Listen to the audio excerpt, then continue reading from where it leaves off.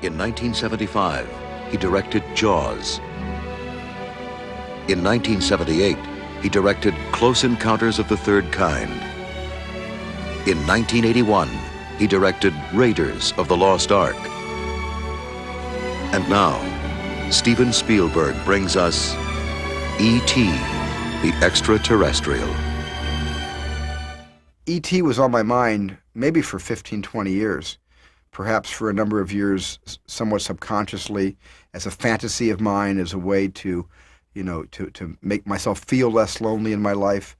And also, it was a childhood fantasy to tell the story of a best friend and a special friend who rescues a young boy from the sadness of a divorce.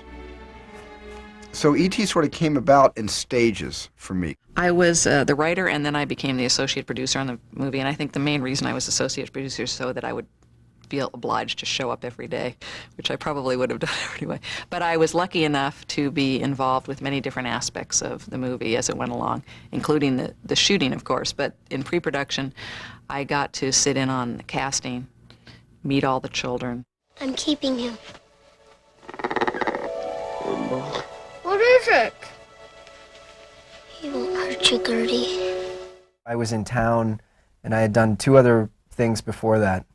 And I was doing post-production work on one of these projects, and didn't really even have an agent. And somehow I got this meeting set up and went in for an audition. Can't take him. Well, I'm afraid I have to, son. Can't take him away, he's mine! But it's not my choice. The president asked me to come here and get him. I don't care what the president says, he's my best friend! And you can't take him away! Everybody in the room was in tears. I just remember turning to Henry and saying, "Okay, kid, you got the part."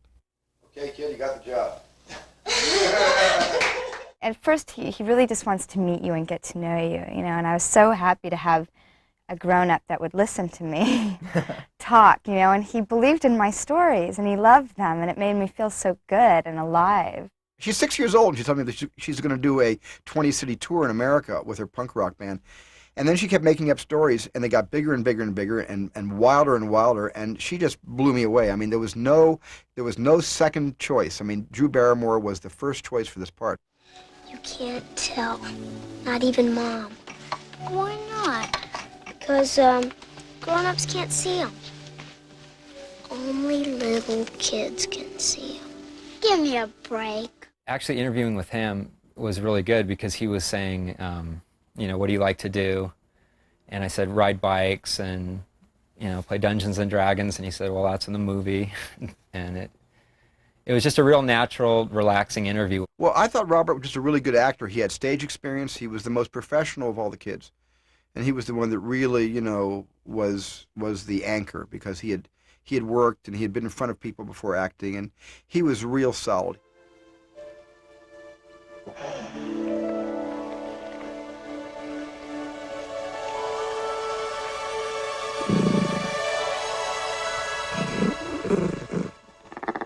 I really think that a big part of the reason the movie hasn't aged very much and it feels somewhat timeless is because, in a sense, it was never designed to be an effects movie.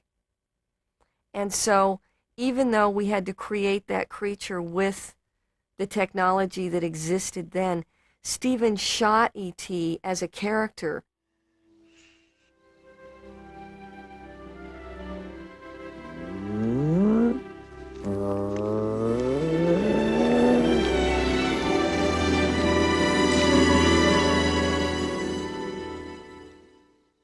It first started with myself and Carlo Rambaldi working directly with Steven, doing drawings of E.T.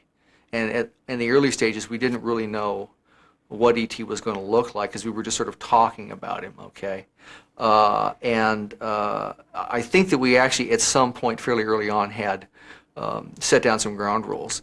That is that E.T. isn't a monster. As I remember saying to Carlo, here's some pictures of Albert Einstein, Ernest Hemingway, and Carl Sandburg. I love their eyes. Can we make E.T.'s eyes as frivolous and also wizened and as sad as those three icons. The thing I really remember very specifically working with Stephen was actually going into his office and his having all these books and saying, here, those are neat eyes, that's a neat mouth, look at this person. And I mean, they were really interesting because they would be some very, very, very old people.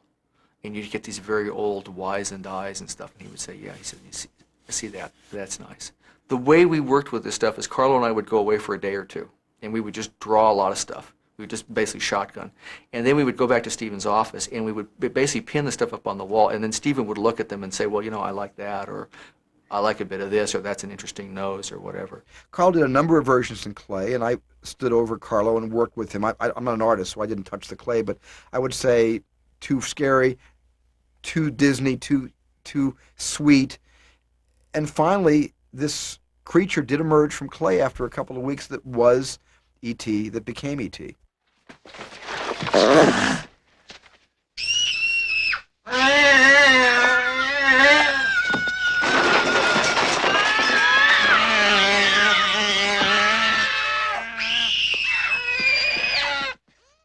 It was always very real to me. Yeah.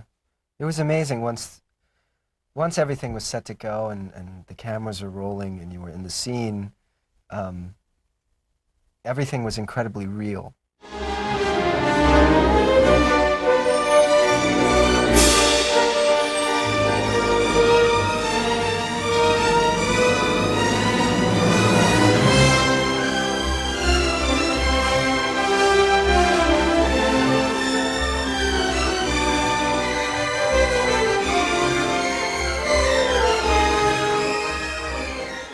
He is the cutest alien I have ever met and seen.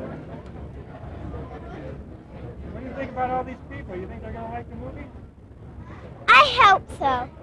We were really young, and our whole lives changed, and we couldn't go anywhere, and all of a sudden you couldn't eat, a meal without somebody coming up to you, and trying to embrace life on that level, I think was hard, being as young as we were. But I know that we did it really well, which is really cool. I don't know how much it changed me because I've never lived without having done it, So I know that it changed a lot of things for me, and it opened a lot of doors for me and did a lot of good. I think that it afforded so many opportunities that I know I certainly would never have had without it. It opened me up to more personal stories. Color Purple followed soon after that. Then came Empire of the Sun, and finally Schindler's List.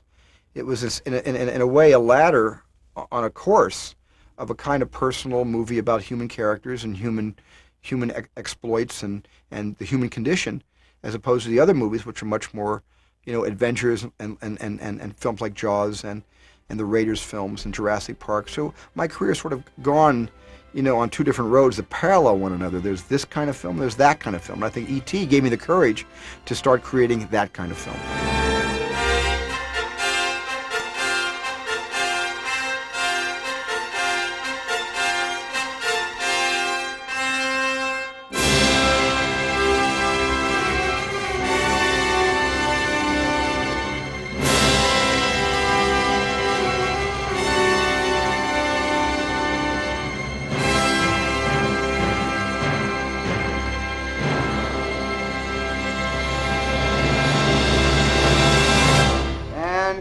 Lovely cut.